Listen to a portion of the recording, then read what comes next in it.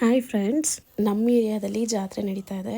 ಬೆಂಗಳೂರು ನಗರದ ಮೂಲ ದೇವತೆಗಳಾದ ಬಂಡೆ ಮಹಾಕಾಳಮ್ಮ, ಸರ್ಕಲ್ ಮಾರಮ್ಮ ಮತ್ತು ಅಣ್ಣಮ್ಮ ದೇವಿನ ಕರೆಸಿದ್ರು ಇಲ್ಲಿಗೆ. ದೇವ್ರಿಗೆ ತುಂಬ ವಿಶೇಷವಾಗಿ ಅಲಂಕಾರ ಮಾಡಿದ್ರು. ಎಷ್ಟು ನೋಡಿದ್ರು ಮತ್ತೆ ಮತ್ತೆ ನೋಡಬೇಕು ಅನ್ನಿಸ್ತಾ ಇತ್ತು, ಅಷ್ಟು ಚೆನ್ನಾಗಿತ್ತು ಅಲಂಕಾರ. ಹಾಗೆ ಕೆಂಡ ಕೂಡ ಇತ್ತು ಇಲ್ಲಿ.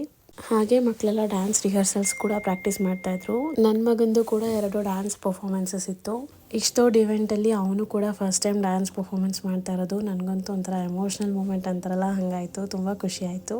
ಅಪ್ಪು ಟ್ರಿಬ್ಯೂಟ್ ಅಂತ ಅಪ್ಪು ರಿಮಿಕ್ಸ್ ಸಾಂಗ್ಸ್ಗಳಿಗೆ ಡ್ಯಾನ್ಸ್ ಮಾಡಿದ್ರು. ಎಲ್ಲರೂ ತುಂಬ ಚೆನ್ನಾಗಿ ಪರ್ಫಾರ್ಮ್ ಮಾಡಿದ್ರು.